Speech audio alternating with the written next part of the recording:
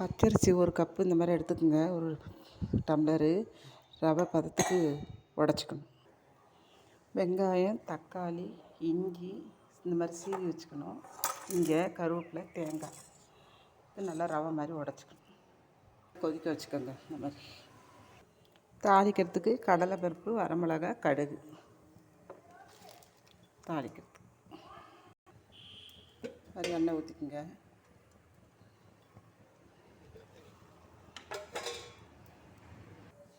கடலைப்பருப்பு, கடுகு, வரமிளகாய்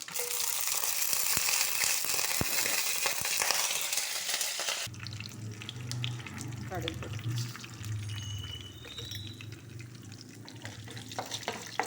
நல்லா பொரியணும். இஞ்சி போட்டுக்குங்க.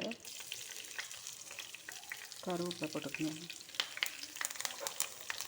வெங்காயம் போட்டுக்கணும். உப்பு போட்டுக்கணும்.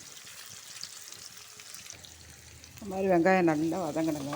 கண்ணாடி காலத்துக்கு தண்ணி இந்த மாதிரி கொதிக்க வச்சுக்கோங்க பக்கத்தில். அப்போ தான் உங்களுக்கு சீக்கிரம் ஆகும். ஏன்னா வேகணும் இல்லையா அரிசி. பச்சரிசி தான் நல்லா ரவை அளவுக்கு உடச்சிக்கோங்க. ஒரு சில பேர் மிளகு, ஜீரகம்லாம் போடுவாங்க. இது பெருங்காயம் போடுவாங்க. ஒரு சில பேர் வேண்டாம்வாங்க. நெய் கூட போட்டுக்கலாம் தேவையான அளவு. குழந்தைங்கள்லாம் நல்லா விரும்பி சாப்பிடுவாங்க. பாருங்கள், வெங்காயம் ஆயிடுச்சு. தக்காளி நல்லா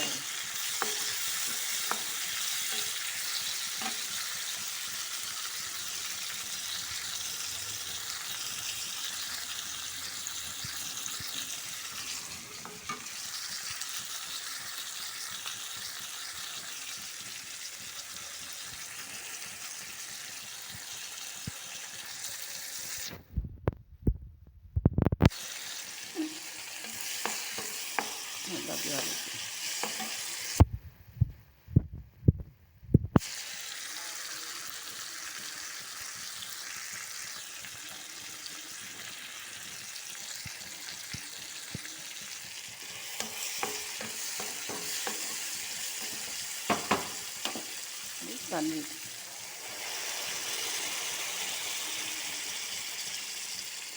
1க்கு 2 டம்ளர் தண்ணிங்க. நான் 2 இது போட்டிருக்கேன். 4 டம்ளர் தண்ணி.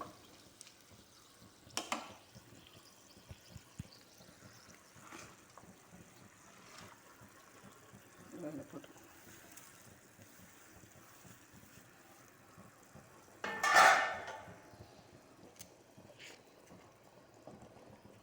நல்லா கலரிக்குங்க. தண்ணி நல்லா கொதிச்சிருச்சு. நல்லா கலரி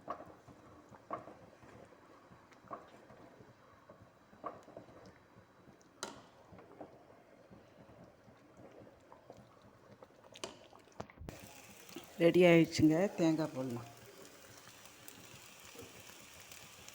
தேங்காய் போட்டு இறக்கிட வேண்டியதுதான். சுவையான அரிசி ரவை உப்புமா ரெடி. எப்படி இருக்குன்னு சொல்லுங்கள் செஞ்சுட்டு. பாருங்கள், ரெடி. சூப்பரான அரிசி உப்புமா ரவை.